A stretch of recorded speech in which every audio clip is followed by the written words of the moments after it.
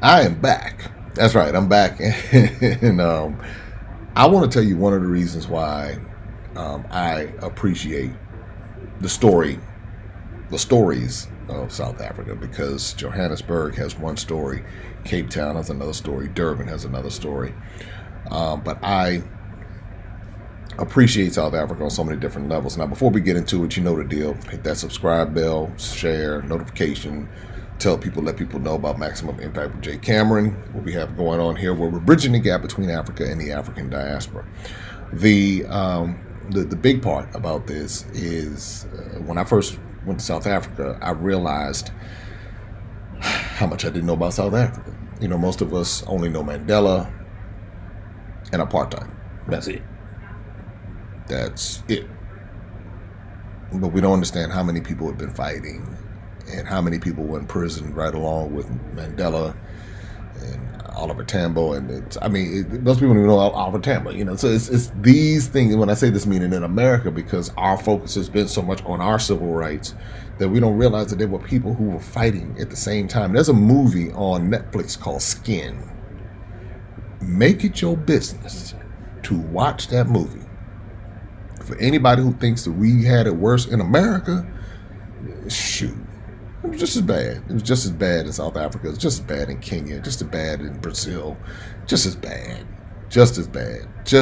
Watch the movie, and then come, you know. But when you see, and it's based on a true story, so I typically don't tell people to watch movies just because a lot of it's fiction and all that. But when it's based on a true story, and that movie, man. And it's not like an old movie from the 1800s. I mean, this is like movie like from the 90s, and still, you know, it's still a very relevant piece of the story. So, but let me take you inside some of what I saw in South Africa when I was there recently. And one of the reasons why I made sure to add this as a maximum impact travel destination, we're going to be going to South Africa in 2023, a big South Africa trip in 2023, and you will want to be on this. We're going to be doing Johannesburg and Cape Town. I'm looking forward to this trip because there is something special about South Africa and something relevant. It's not the same as West Africa. It's not, it's different, but equally as important. And it's not because it's modern, it's not because all these other things, it's because there's a history there, and there's a power in the people there that you meet the right people and you associate with the right group. It is very, very inspiring. It is something to behold because they've been through many of the same things and still are dealing with many of the same things, still dealing with the same stuff, and they are able to persevere as well. And the whole goal of much of what you see the players, the British and the Dutch and the Germans, that's primarily the South African region, want to keep everybody separated. And as we learn more and more and more, you find out, wait a minute, you can separate me, but you can't separate me. You can't separate me from the knowledge. And as you get more and more knowledge, it empowers you. So take a look. This is just a little bit inside of Robben Island, where Nelson Mandela and many, many, many, many other unsung people were held and mistreated at the hands of the South African government. And that was this white South African government. And so you begin to see how all of that played a part. So take a look at this clip, and I'll share my thoughts on the back end.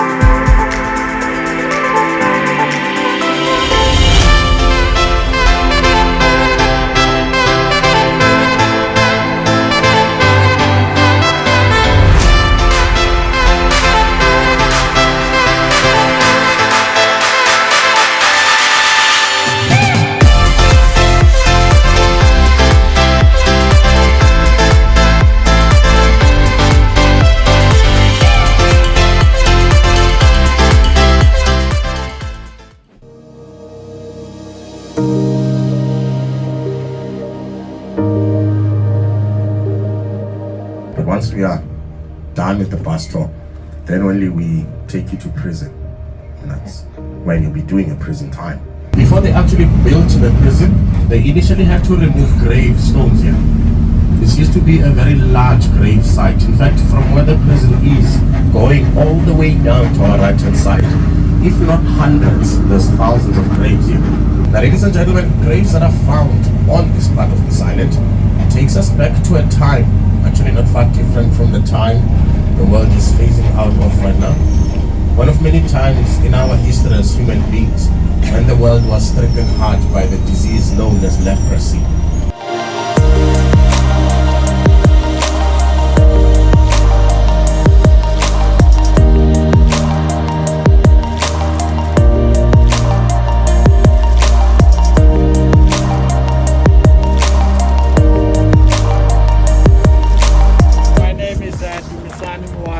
I'm one of those prisoners who are in prison here. In this prison we have 7 sections all in all. At A section, it was for those prisoners who had newly arrived here in this prison. B section was for the leaders of different organizations. Then C section was for those prisoners who were breaking rules and regulations. The other 4 are communal sections. They are all H-shaped with 4 cells in each section. That will be your D, E, F, and G sections. And this building, it's your hospital. That's where the sick and those with chronic diseases will stay. See that open field over there? That was our Ellis Park Stadium. We played our rugby and football in that field. Only those prisoners from the Eastern Cape and Western Cape were proper rugby players. We from the inland, we are just adding numbers, running around with that cricket ball doing nothing. But at the end of the day, we enjoyed ourselves. I'll talk about this Rastaman here. His name is James Monk. He was part of the Pietermaritzburg Front. Initially, him and other 3 of his comrades were sentenced to die by hanging in Pretoria. But because of the negotiations behind the scenes, they were saved from the gallows and they were brought in here to serve their life imprisonment here on the island.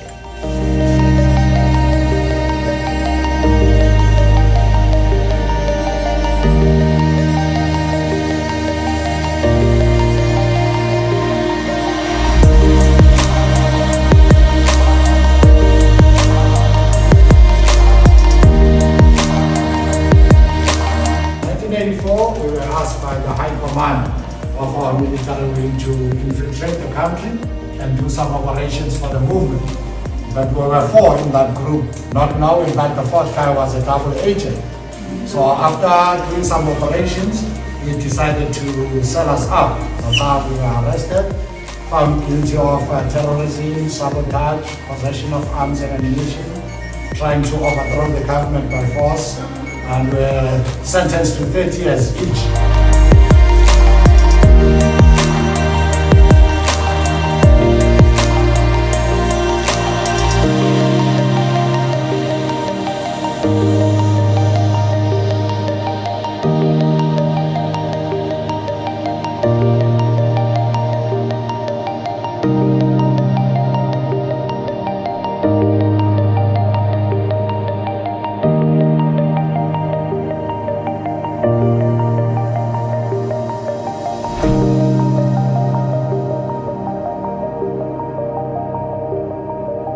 Another fascinating experience here on the continent that I encourage everyone to experience for themselves.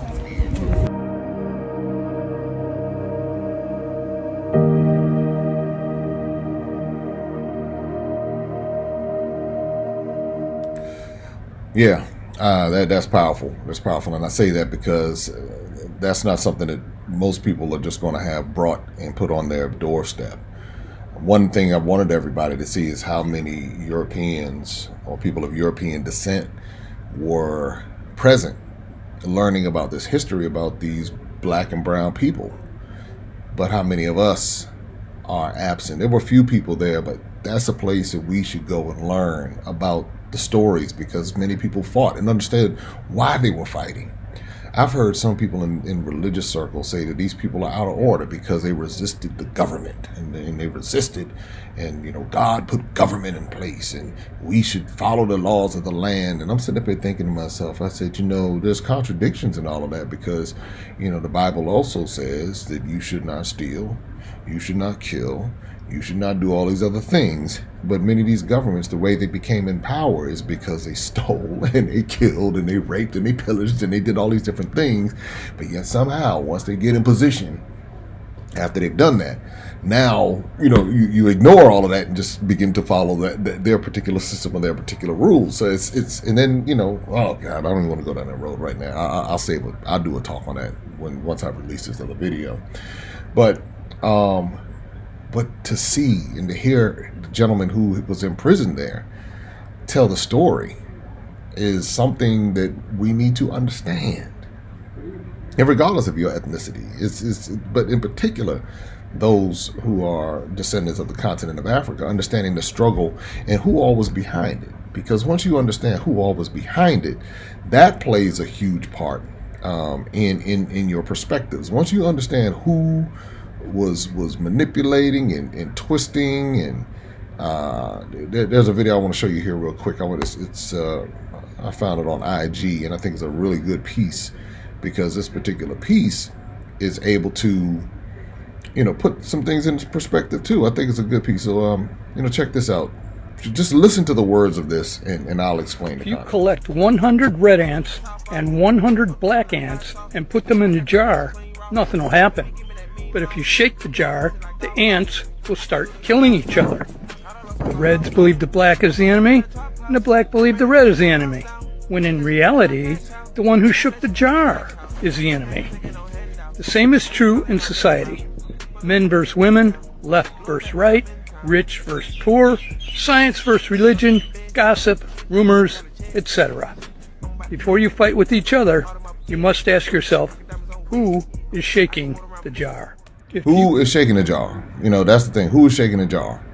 And that's what you begin to understand on the continent of Africa. The same people are shaking the jar on the continent of Africa. The same people shaking the jar in America. Same people shaking the jar in South America, in Central America, and different parts of Asia. You begin to see. But we've been trained to focus on each other and not focus on them, and we idolize them and lift them up and put their systems on pedestals, and then go through all of that whole deal instead of saying, hey, wait a minute, hold on, you shaking a jar, you telling us one thing. That's why I was ask people, say, who told you?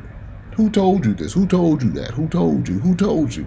Well, the history books. I was talking about that queen that just died and everything, and of course her little detractors and all of that, or not her detractors, but her supporters came in. Well, she was the first one to end not slavery, but she was against apartheid. She was against this, and she did that, the third, and they go down that whole road. And I'm saying, well, who told you this? The history books told us. And I was like, well, who wrote the history books? And I was like, well, you don't know what you're talking about. I'm saying, one dude was like, I went to Africa one time. I said, well, I've been to 17 different African countries, and I've seen a whole lot of different things. You probably ain't seen Jim Bob, so you had to get into that whole thing. Mr. O'Malley, went into that whole bit. And you just realize the systemic programming, that people are under, and we're all under it. And you have to really want to be intentional to get out of it. If you're not intentional, then you'll stay in it and you'll start saying things. That's what I tell people in my other talks. If you're using third world country in 2022, you need to upgrade your vocabulary and really understand what third world country means. We've turned it into something, and that's not what it actually meant. We've turned it into poor countries, and this is what it means. But in reality, it's much deeper than that. But let me say this. Shout out to all of the real, true, hardcore people in South Africa who have been fighting for the freedoms and liberation of that territory and that region, that part of the world. And those who... who's still doing it to this day, the innovators, the groundbreakers, the earth shakers. There's so much to be gleaned and learned from you and your struggle, just like there's so much to be learned from African Americans, Black Americans, Indigenous Americans, whatever kind of American you want to call yourself. So much to be able to be learned from that struggle and that fight. And really what it is not the fight, it's the survival of it all and the triumph of it all and the overcoming of it all. Because there's some people who are, they're fighting and they're just maintaining, but there are others who are fighting and thriving and figuring it out. And if you can, under some of these conditions, that people are able to survive and fight in Kenya and in Nigeria and Angola and Rwanda and Burundi, Chad, Niger, Congo, I could go on and on, Zim. I mean, all these different places where you can find overcoming. You should recognize that there's something powerful about those people and how they were able to persevere. And many of us who claim that we were sold into slavery ain't been no slave, ain't been nowhere near slavery. And as a matter of fact, it's an insult to those who were in slavery because what we know today is not anything remotely close to any kind of slavery. What we know is a bunch of spoiled people who whining and complaining, but have never been through chattel slavery and the horrors of chattel slavery. Once I understood the horrors of it, I can't remotely complain about my life. Yeah, some challenges and some obstacles and some trickle down effects from it. But I go back to that first person who stepped foot on the shores of America, who survived the jungle, the dungeon, and the boat. Those first people, whoever those people were that fall into my genetic line. Those are the forgotten survivors in much of this. Those are the ones who nobody even thinks about them, because by the time it gets to us, we as far back as we go with civil rights, and that's who we focused on, those who were fighting civil rights, and those who we don't think about the slavery aspect, because you got people who don't even want to acknowledge that. But I think about those people who stepped foot on the shores of South Carolina and Georgia and Savannah, in North Carolina, Virginia Beach, and all of those different places where I know people came in and I descend from.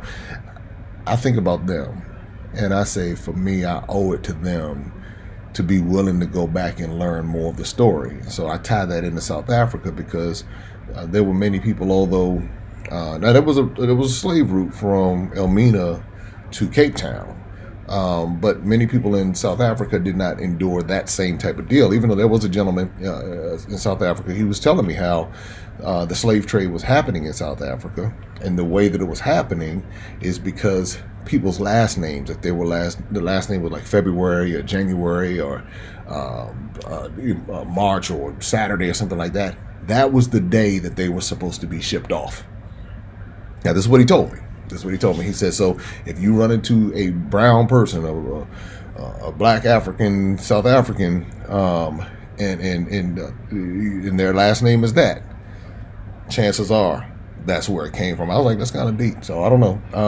I'm sure somebody's going to dispute that, but that's what I was told when I was there. But can't wait to get back to South Africa. Can't wait to bring another group of people to come, kick it in Joburg and kick it in Cape Town and go to Table Mountain and do all those different things, but then also to appreciate the very, very valuable history in South Africa. So anyway, make sure you subscribe, like, share, and get ready to join us in South Africa. Be sure to go to MaximumImpactTravel.com.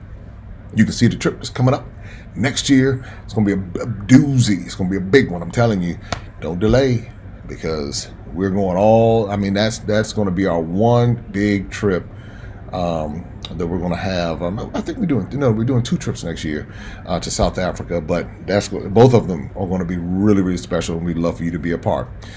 Subscribe, like, share, and here's why you need to join me on the continent of Africa. I'll let the folks who've been on a Maximum Impact Travel experience tell you exactly why. Talk to you soon. Ready for this? Well, hello? Hello? Where? Good to see you. How you feeling? Last time I saw you was in Ghana. Hello, everybody. If we can continue to find a way to bridge our differences and, really come together, come to Africa. A lot of people really want to come here. This trip is not only a trip, but it really is an experience, and it's a learning experience. We've already learned so much just at the table. So I'm excited to be here. I'm glad to be here, and I can't wait to continue to learn and just be with all of y'all. I quite didn't want to come to Africa, okay? And when I got here, they were so kind. And I like, oh my gracious, then I got to meet you guys, and y'all started telling me about the trip. And I said, okay, this is gonna be fun. So now I'm kind of excited. My wife said, well, you ain't got no excitement, but now I'm looking forward. So, hey, I'm hoping one day I can have the same testimony as you guys, and I'm just glad to be here.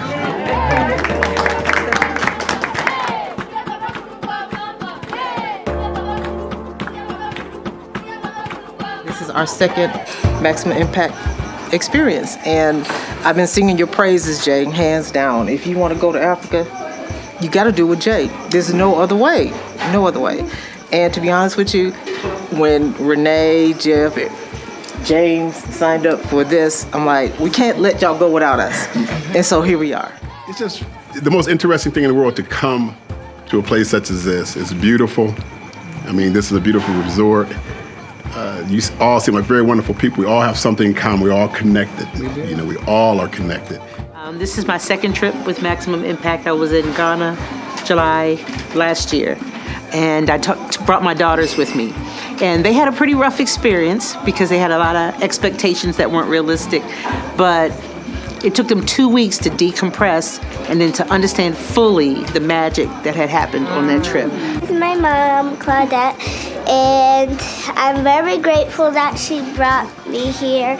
This is her first trip with the group, but she's been to Africa like 3 times. And again, I'm very grateful that she brought me here.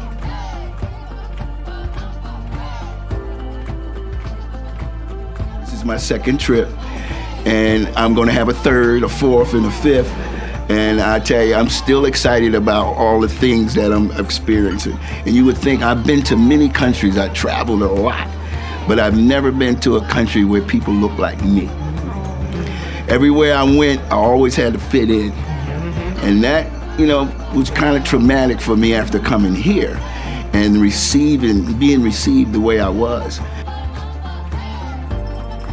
I'm just looking forward to the whole itinerary. It looks really, I know it's really well organized, and I'm looking forward to the whole thing. So glad to meet everybody and look forward to meeting in person and talking.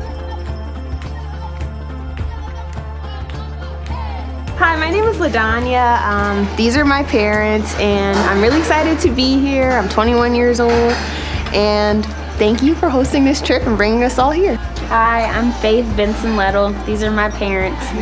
I'm from Akron as well. This is my college graduation gift.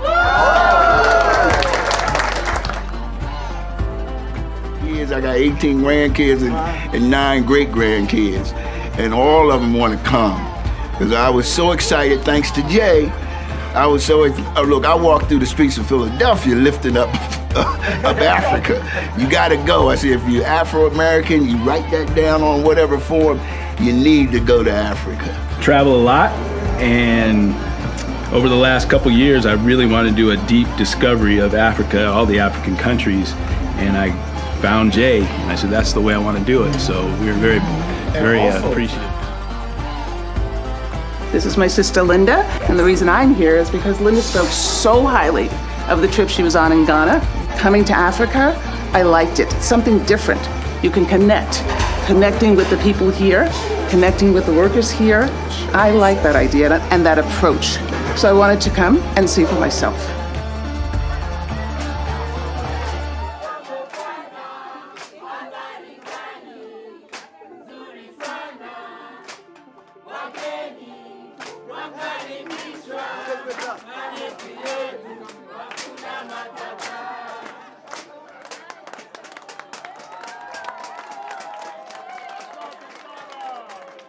I remember it was November 2020 when Mr. J. Cameron visited us. It was during COVID pandemic. Imagine we have 32 rooms, but we was accommodating only one guest, who was Jay Cameron. Then Jay Cameron told me, I promise you I'll bring you a group.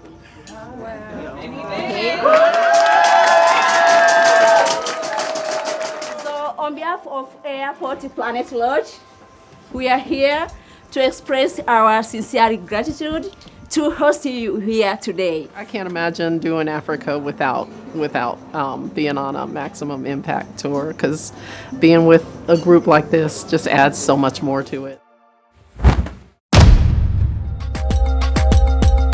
Open up your eyes and see.